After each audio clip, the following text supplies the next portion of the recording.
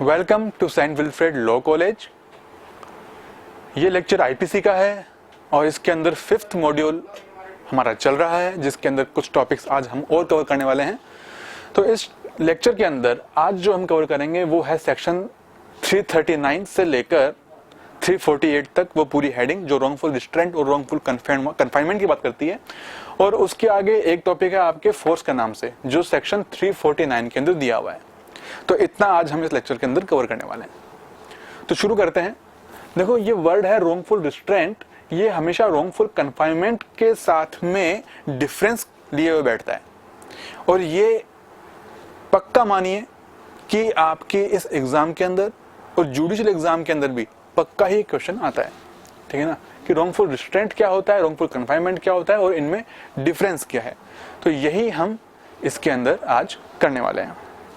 Okay, तो section 339 जब हम पढ़ते हैं तो उससे हमें रॉन्गफुल रिस्ट्रेंट की डेफिनेशन का पता चलता है, सिर्फ डेफिनेशन का ही पता चलता है। पनिशमेंट उसके जो है वो 341 के अंदर दिया हुआ है। ओके, रॉन्गफुल रिस्ट्रेंट, दो शब्द हैं, रॉन्गफुल और रिस्ट्रेंट। रॉन्गफुल यानी कि गलत तरीके से, एक अनलॉफुल कह लें हम, ठीक है, कि आपको कुछ करने का अधिकार नहीं था फिर भी आपने वैसा किया, दैट इज रॉन्गफुल। तो कहीं ना कहीं ये मिलती है रॉन्गफुल गेन रॉन्गफुल लॉस से, लेकिन वहां पर वो रॉन्गफुल गेन है, यहाँ रॉन्गफुल रिस्ट्रेंट है। कोई मिलाकर अनलॉफुल तरीके से ही है कि अनलॉफुल तरीके से आपने कुछ कर दिया, वहां पर अनलॉफुल तरीके से पाया था इसलिए वो रॉन्गफुल गेन है। यहाँ पर अनलॉफुल तरीके से आप उसको रोक रहे हो, रिस्ट्रेंट मतलब नाम से साफ है, रोकना, ठीक है ना। तो पहले हम रॉन्गफुल रिस्ट्रेंट समझते हैं, उसके बाद कन्फाइनमेंट में उसमें अंतर क्या है उस पर भी हम आएंगे। रॉन्गफुल रिस्ट्रेंट, तो इसके लिए 339 जब पढ़ते हैं तो उसमें कुछ एलिमेंट्स निकल के सामने आते हैं। वो है, पहली बात तो ये कि आपने किसी को ऑब्स्ट्रक्ट किया है, किसी को रोका है आपने, ठीक है, लेकिन ये जो आपने रोका है ये वॉलंटरीली रोका है। और वॉलंटरीली का मतलब वही जो सेक्शन 39 में आईपीसी में दिया हुआ है कि जब आप कुछ काम करना चाहते हैं जिसका आप इंटेंशन रखते हैं, या फिर आप जिन साधनों से means you are trying to apply, आप जानते हैं कि जब उसको अप्लाई किया जाएगा तो उससे वो होने की संभावना है जो आप चाहते हैं, ठीक है ना। तो इस तरह से उसको हम वॉलंटरीली एक्ट कहते हैं। तो यहाँ पर वॉलंटरीली आप ऑब्स्ट्रक्ट कर रहे हैं, रोक रहे हैं, किसको? Any person. तो any person means whether it includes all those elements also which have been mentioned under section 11 of the IPC, which says कि person includes corporate body, body of association, company। नहीं, यहाँ पर वो नहीं है, ठीक है ना। तो सेक्शन 11 में भले डेफिनेशन दी हुई है, लेकिन यहाँ पर लिविंग पर्सन से आशय है, पर्सन का, लीगल पर्सन से कोई लेना देना नहीं है इसका। तो यहाँ पर वो चीज लागू नहीं होती। अब ये सब पता क्यों चलता है? ये पता चलता है आपको इंटरप्रिटेशन से, और इसीलिए इंटरप्रिटेशन ऑफ स्टैट्यूट्स नाम से जो सब्जेक्ट आपके या तो था या अब ही आगे आएगा, जो भी है, तो उसको जरूर ध्यान से पढ़ना चाहिए, बहुत इंपॉर्टेंट है। तो कोई लिविंग पर्सन है, उसको आप जानबूझकर उसको आप ऑब्स्ट्रक्ट कर रहे हैं, रोक रहे हैं आप उसको। क्यों रोक रहे हैं? लिखा है to prevent from proceeding in any direction. उसको किसी भी दिशा में जाने से, प्रोसीड करने से आप उसको रोक रहे हैं। किसी भी दिशा में मतलब किसी भी दिशा में, चाहे वो नॉर्थ में हो या साउथ में हो, ईस्ट में हो या वेस्ट में हो, नॉर्थ ईस्ट हो या फिर ईस्ट साउथ हो, या फिर साउथ वेस्ट हो, या फिर नॉर्थ वेस्ट हो। यहां तक कि अगर वो ऊपर की तरफ जाना चाहता है, जैसे कि कोई मशीन है, चाहे वो, जैसे अब आप कहोगे कि सर हवाई जहाज, तो हवाई जहाज मशीन मान सकते हैं, है तो मैकेनिक चीज एक, ठीक है ना। अगर किसी तरह से उसको रोका जाता है, किसी हवाई जहाज को भी अगर रोका जा रहा है जिसके अंदर एक व्यक्ति बैठा है, उसको चला रहा है और एक पर्टिकुलर डायरेक्शन में वो जाना चाहता है और वो उस तरफ जाने से रोका जा रहा है, तो वहां पर रॉन्गफुल रिस्ट्रेंट आ जाएगा, ठीक है। तो वो उस तरफ जाना चाहता है, मैं जाना चाहता हूं इस तरफ, तो ऊपर की तरफ अगर मैं जाना चाहता हूं, वो रोका जा रहा है तो रॉन्गफुल रिस्ट्रेंट है, अगर वो वॉलंटरीली रोका जा रहा है तो, ठीक है ना। इसका सबसे इजी एग्जांपल लेता हूं कि आप लिफ्ट में चढ़ गए और लिफ्ट में चढ़ने के बाद में आप ऊपर की तरफ जाना चाहते हैं और आपको रोका जा रहा है जानबूझकर, तो इसका मतलब रॉन्गफुल रिस्ट्रेंट लग जाएगा। इन एनी डायरेक्शन, आप इधर से जाने की कोशिश करते हैं, आपको उसने रोक दिया, फिर आप देखते हो चलो इधर से नहीं तो इधर चल जाते हैं, फिर इधर से जाने से आपको रोक दिया, फिर इधर से निकलने की कोशिश कर रहे हैं, तो आप यहाँ पर किसी भी डायरेक्शन में अगर आपको जाने से रोका जा रहा है तो इसका मतलब ये रॉन्गफुल रिस्ट्रेंट में है। अगर आपने रॉन्गफुल कन्फाइनमेंट पढ़ा है तो हो सकता है कि आपको थोड़ा सा कंफ्यूजन पैदा हो रहा होगा कि सर वो तो रॉन्गफुल कन्फाइनमेंट में होता है कि आपको किसी भी तरफ से जाने नहीं दिया जाता, लेकिन मैंने अभी जो एग्जांपल लिया है, मैंने कहा कि आप नॉर्थ में जाते हैं आपको रोका जा रहा है, आप ईस्ट में जाते हैं आपको रोका जा रहा है, आप साउथ में जा रहे हैं आपको रोका जा रहा है, लेकिन वेस्ट में जाने से रोका नहीं जा रहा है आपको। जैसे कि कभी पुलिस वाले पर्टिकुलर डायरेक्शन में जाने से रोक देते हैं कि इधर से मत जाओ, रास्ता बंद है, तो वहां पर तो वो अगर अपनी ड्यूटी पूरी कर रहा है तो वो तो वैसे भी लायबल नहीं है, ठीक है ना। ये हमने आईपीसी के स्टार्टिंग के सेक्शंस के अंदर पढ़ लिया था कि वो उसमें कोई लायबिलिटी नहीं रखता है, जहां पर वो गुड फेथ में भी कर रहा है और पब्लिक ड्यूटी भी कर रहा है वो, ठीक है ना, लॉफुली बाउंड है, तो वहां पे तो वैसे भी फ्री है। लेकिन वहां पर जो मैं एग्जांपल दे रहा हूं वो ये है कि आपको उस डायरेक्शन में जाने से रोका जा रहा है। मान लेते हैं कि वो पुलिस अधिकारी लॉफुली बाउंड नहीं है लेकिन फिर भी आपको रोक रहे जानबूझकर, तो अब यहाँ पर वो वॉलंटरीली रोक रहा है, ठीक है ना, लेकिन वो किसी और डायरेक्शन में जाने से आपको नहीं रोक रहा, कह रहा है कि बस इस तरह मत जाओ, इसका मतलब वो रॉन्गफुल रिस्ट्रेंट कर रहा है। तो बात है इन एनी डायरेक्शन, मतलब ये नहीं है कि आप कहीं भी नहीं जा सकते, इसका मतलब ये है कि पर्टिकुलर किसी एक डायरेक्शन में, चाहे वो इधर की हो या इधर की हो या इधर की हो या इधर की हो, कहीं की भी हो, किसी भी डायरेक्शन में जिसमें आप जाना चाहते हैं वहां पर जाने से आपको रोका जा रहा है, ठीक है ना, तो फिर वो रॉन्गफुल रिस्ट्रेंट में आ जाएगा। लेकिन शर्त यह है कि जिस तरफ आप जाना चाहते हैं उस तरफ जाने का आपका लीगल राइट भी हो।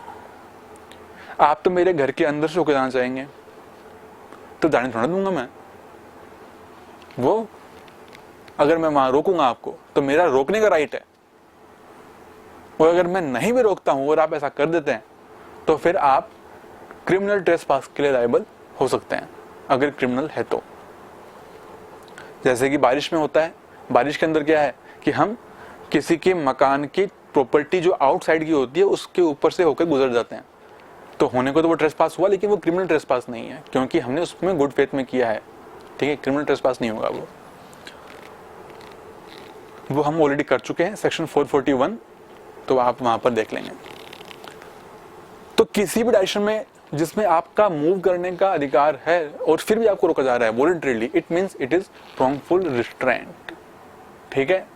और एक्सेप्शन इसका जो है वो मैं ऑलरेडी डिस्कस कर चुका हूं कि अगर प्राइवेट प्रॉपर्टी है किसी के, अगर आप उस पे से होके निकलना चाहते हैं या उस डायरेक्शन में जाना चाहते हैं, मेरी कोई जमीन है, आप तो उधर से होकर जाना चाहोगे उसके ऊपर से, लेकिन मेरा लीगल राइट है कि मैं आपको रोकूं और गुड फेथ में आपको रोक रहा हूं, इसलिए यहां लिख रखा है plus good faith, good faith में रोक रहा हूं, गुड फेथ में रोक रहा हूं मतलब मेरा लीगल राइट है आपको रोकने का।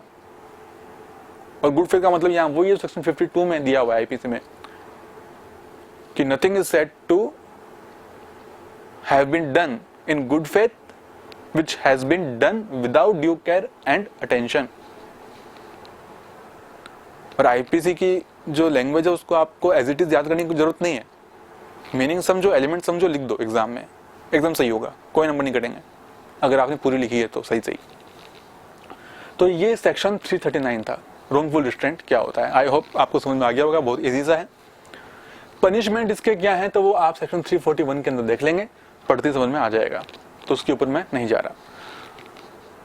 फिर इससे जो मिलता जुलता सेक्शन जो लगता है रॉन्गफुल कन्फाइनमेंट, उसकी डेफिनेशन दी हुई है सेक्शन 340 के अंदर कि रॉन्गफुल कन्फाइनमेंट क्या होता है।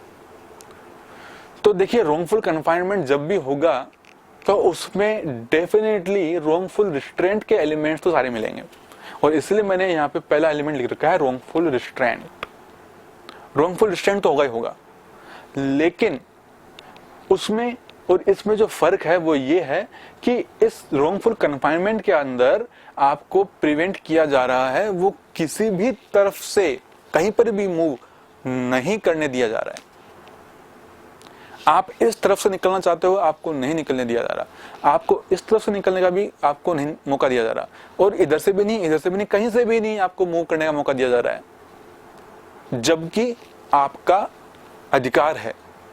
अगर अधिकार नहीं है तो नहीं, लेकिन ऐसा हो नहीं सकता, प्रैक्टिकली ऐसा नहीं हो सकता, क्योंकि अगर मेरा कहीं पर भी मूव करने का अधिकार नहीं है, इसका मतलब आपने मुझे कैदी बना दिया, और बिना ही बात के कैदी बना दिया, तो फिर आपने क्राइम किया है, मैंने क्राइम नहीं किया, क्योंकि under article 19 I have right to move, ठीक है, आर्टिकल 19 ऑफ द कॉन्स्टिट्यूशन। तो ऐसा तो हो नहीं सकता कि मुझे किसी भी डायरेक्शन में मूव करने का अधिकार नहीं हो, चाहे वो एक ही डायरेक्शन हो, मूव करने का अधिकार तो होगा, ठीक है ना। लेकिन अगर मुझे किसी भी डायरेक्शन में मूव करने से रोका जा रहा है, इसका मतलब रॉन्गफुल कन्फाइनमेंट जो है उसका अपराध किया जा रहा है। और ये अपराध क्यों हुआ? क्योंकि मैंने कहा रॉन्गफुल रिस्ट्रेंट के एलिमेंट्स होते हैं, यानी कि वॉलंटरीली ऐसा किया जा रहा है, ठीक है। और यहां पर गुड फेथ लागू नहीं होता रॉन्गफुल कन्फाइनमेंट के अंदर। क्यों नहीं होता? क्योंकि ऐसी तो कोई ना कोई डायरेक्शन जरूर होगी जिसमें मेरा अधिकार होगा मूव करने का, इसलिए गुड फेथ तो बसता ही नहीं है यहाँ पे, गुड फेथ नहीं आ सकता यहाँ पर, ठीक है। अब यहां पर थोड़े से हम एग्जाम्पल ले लेते हैं। मैं सड़क पर जा रहा हूं, मुझे रोका गया और मुझे घेर लिया गया कुछ गुंडों के द्वारा, और वो मुझे कहीं पर भी जाने की इजाजत नहीं देते हैं और मुझे रोक रहे हैं, बलपूर्वक रोक रहे हैं। तो इसका मतलब क्या है? रॉन्गफुल रिस्ट्रेंट किया है, कन्फाइनमेंट किया है, रॉन्गफुल कन्फाइनमेंट किया है। दूसरा एग्जांपल लेते हैं कि मुझे एक बिल्डिंग में कैद कर दिया जी। एक बिल्डिंग में मैं हूं और मुझे उस बिल्डिंग के अंदर मान लेते हैं करीब 4 फ्लोर हैं, ठीक है। उन चारों फ्लोर के अंदर मैं कहीं पर भी आ सकता हूं, जा सकता हूं, मुझे कोई दिक्कत नहीं है, मैं एक जगह बंधा हुआ नहीं हूं। तो क्या मेरा रॉन्गफुल कन्फाइनमेंट हो गया? जबकि मुझे उस बिल्डिंग से बाहर जाने की इजाजत नहीं है और ये सब वॉलंटरीली किया जा रहा है, लेकिन मैं एक जगह बंधा हुआ भी नहीं हूं, मैं 4 फ्लोर में कहीं पर ही मूव करूं, कोई दिक्कत नहीं है। तो अब यहां पर रॉन्गफुल कन्फाइनमेंट लागू होगा, क्योंकि जरूरी नहीं है कि दायरा कितना बड़ा है, बात सिर्फ इतनी सी है कि आपने लॉ के अगेंस्ट में जाकर गलत तरीके से आपने मुझे एक सीमा के अंदर बांध दिया। जैसे कि लॉकडाउन चल रहा है, तो लॉकडाउन में आपको घरों के अंदर ही रहने के लिए कहा जा रहा है, आप अपने ही घर में कैद हैं। तो क्या यहाँ पर रॉन्गफुल कन्फाइनमेंट हो गया? कन्फाइनमेंट तो हो गया, लेकिन ये रॉन्गफुल नहीं है। क्यों? क्योंकि ये बाय लॉ है, ठीक है ना। लॉ खुद कह रहा है कि आपको अंदर रहना है क्योंकि जरूरत है ऐसी, इसलिए यहाँ पर ये रॉन्गफुल कन्फाइनमेंट की कैटेगरी में नहीं आएगा। लेकिन अगर ऐसा कुछ नहीं हो स्थिति और फिर भी किसी को घर के अंदर ही बांध दिया जाए मतलब घर के अंदर ही उसको कैद कर लिया जाए, रस्सी से नहीं बांधा है, फिजिकली वो फ्री है, लेकिन वैसे कहीं घर के बाहर नहीं जा सकता, एक बिल्डिंग में उसको रख दिया है, तो ये रॉन्गफुल कन्फाइनमेंट के अंदर ही आएगा। क्योंकि दायरा कितना छोटा है या बड़ा है उससे मतलब नहीं है। एक कुर्सी के ऊपर बंधा हुआ रस्सी से या फिर बंधा हुआ नहीं है, कहीं भी मूव कर सकता है, बस एक दायरे के अंदर, उसके बाहर नहीं, तो भी दोनों ही कंडीशन में ये रॉन्गफुल कन्फाइनमेंट में आएगा। ओके, तो इस तरह से हमने सेक्शन 339 और 340 यानी कि रॉन्गफुल रिस्ट्रेंट और रॉन्गफुल कन्फाइनमेंट, इसको हमने अच्छे से समझ लिया है। रॉन्गफुल कन्फाइनमेंट का जो सीधा पनिशमेंट है वो सेक्शन 342 में दिया हुआ है। बाकी अलग अलग स्थितियों में अलग अलग तरीके से कैसे कन्फाइनमेंट होता है, क्या वो सब चीजें आपको ऑनवर्ड्स मिल जाएंगी अप टू सेक्शन 348, ठीक है। तो वो आपको पढ़ते समझ में आ जाएगा, इसलिए उसको मैं समझा नहीं रहा हूँ इस लेक्चर के अंदर, क्योंकि बहुत छोटी छोटी चीजें हैं और आप पढ़ते समझ में आ जाएंगी, आपको लैंग्वेज भी एकदम सीधी सी है। ओके, मेनली आपको किन सेक्शंस पे ध्यान देना है वो है 339, 340, 341, 342, 4 सेक्शन पे ध्यान देना है। और ये याद कैसे होंगे? बड़ा इजी सा है, डेफिनेशन एक साथ में है और रिस्पेक्टिवली पनिशमेंट भी एक साथ में है। 339, 340 डेफिनेशन, 341, 342 पनिशमेंट, रॉन्गफुल रिस्ट्रेंट फिर रॉन्गफुल कन्फाइंड डेफिनेशन, फिर wrongful restraint wrongful confinement punishment, ठीक है, इजी है। तो ये 2 टॉपिक तो हमारे हो गए जी। तीसरा टॉपिक जो है इस लेक्चर के लिए वो है फोर्स, बल, सेक्शन 349 में दिया हुआ है। एक बार मैं फिर से आपको याद दिलाना चाहूंगा कि आप इस वीडियो को देख रहे हैं तो आईपीसी का बैरेट खोलकर सामने रखें तो ही बेहतर समझ में आएगा। अब अदरवाइज क्या होगा कि अभी आपको उसका समझ में आ जाए लेकिन बाद में आप भूल जाओगे या फिर कंफ्यूजन पैदा हो सकती है क्योंकि लिंक नहीं बैठता, ठीक है ना। तो 349 फोर्स जो कुछ भी होती है वो मैं आपको यहां बता रहा हूं, लेकिन ध्यान रखिए कि फोर्स कोई ऑफेंस नहीं होता। क्यों नहीं होता हम उस पर आते हैं। पहले समझते हैं कि फोर्स है क्या चीज। फोर्स मतलब ये जो 3 चीजें लिखी हैं इनमें से कुछ भी, या तो तीनों की तीनों, या 3 में से 2, या 3 में से 1, कोई भी एक चीज या 2 या 3 इनमें से होती है, इसका मतलब आप फोर्स इस्तेमाल कर रहे हैं, ठीक है ना। पहली तो है कॉजिंग मोशन। मोशन आपने ला दिया, ठीक है। ये मार्कर मान लीजिए ये सरफेस है, यहां रखा हुआ है, इसको मैंने उठा लिया, मतलब इसमें मोशन ला दिया। इसमें जान नहीं फूकी मैंने, मोशन ला दिया, ठीक है ना। तो मोशन ला दिया मैंने। Change of motion, change of motion कैसे भाई? पंखा है, बंद पड़ा है, चलो बंद क्या है, हमने इसको चालू कर दिया और एकदम धीरे नंबर पर इसको चला दिया, 1 नंबर पर चला दिया मैंने, ठीक है ना। तो बहुत धीरे है, ऐसा करके ना देखें, और ये सिर्फ एग्जांपल है, ठीक है ना। ऐसा एग्जांपल कुछ और भी हो सकता है।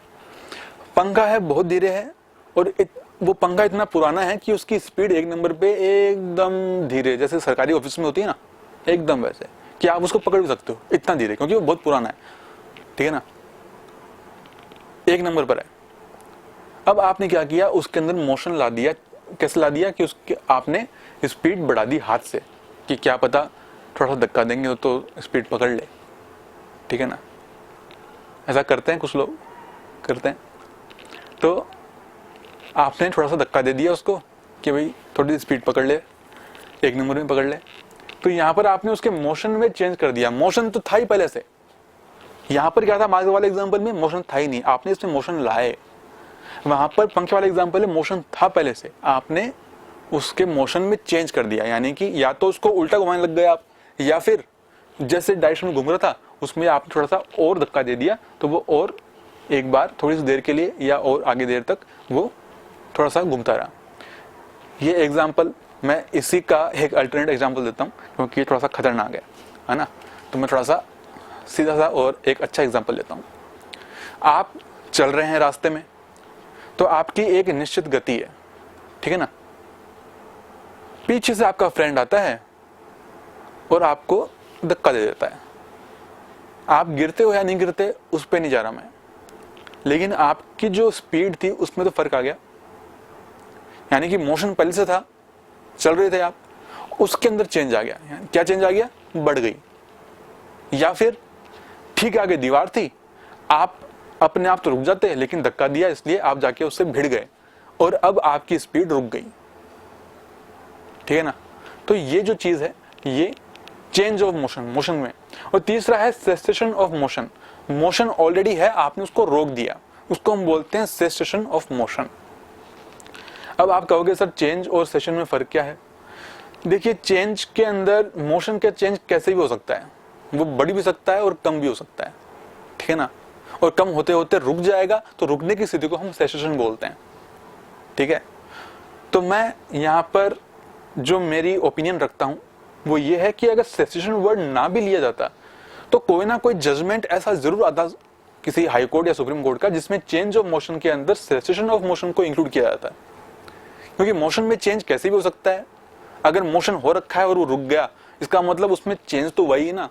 रुक गया तो रुकने की भी एक स्थिति है मोशन की, और चलायमान रहने की भी एक स्थिति है मोशन की, ठीक है ना। तो सेसेशन इज ए सब part of change of motion, लेकिन यहाँ पे इसको अलग से लिख दिया है तो कोई दिक्कत नहीं है, वो एक ही बात है, ठीक है। तो चेंज ऑफ मोशन को हम समझ सकते हैं इस तरह से कि मोशन या तो तेज हो गया या कम हो गया, लेकिन रुका नहीं, ऐसा हम मान सकते हैं, ठीक है ना। और सेसेशन मतलब पूरी तरह से रुक गया, ठीक है। बाकी मैं पर्सनली इसको अलग अलग नहीं देखता। तो ये तीनों चीजें हैं, 3 में से 1 या 2 आपने कुछ की है। किसको की है? लिखा है किसी पर्सन को कर दी। पर्सन मतलब यहाँ लिविंग पर्सन, कंपनी को आप ये सब नहीं कर सकते, ठीक है ना, प्रैक्टिकली पॉसिबल नहीं है। तो किसी एक जिंदा इंसान को करोगे आप, या मुर्दा को भी कर सकते हो, मुर्दे को भी कर सकते हो। एक लाश पड़ी है डिसीज्ड पर्सन है तो वो मूव तो करने से रहा, ठीक है ना। जैसा कि मैंने मार्कर वाला एग्जांपल लिया था, रखा है, समझ लो कि ये लाश है, बहुत छोटी लाश है, मेरे हाथ में आ गई है। तो इसके अंदर जब मैं मोशन लाऊंगा क्या कि इसको मैंने उठाया यहाँ से और ले गया मेरे साथ कि इसके तो मैं जो है बॉडी पार्ट्स कहीं बेचूंगा, क्योंकि अभी वो सुरक्षित हैं, ज़्यादा गले नहीं है, तो जो बॉडी पार्ट सही है उसको मैं निकाल कर बेच दूंगा। तो ऐसा करने के लिए जैसे ही मैंने उस लाश को वहाँ से उठाया, ठीक है, या उसको मैंने हिलाया, क्योंकि जरूरी नहीं कि एक बार में हिल जाए, उड़ जाए, थोड़ा सा हिलाना ही पड़ सकता है ना।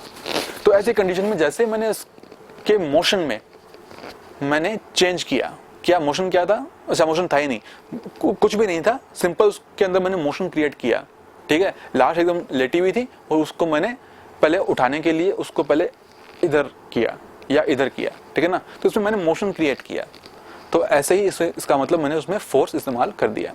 तो किसी पर्सन को which includes deceased person also, ध्यान रखना ये इंटरव्यू का क्वेश्चन है।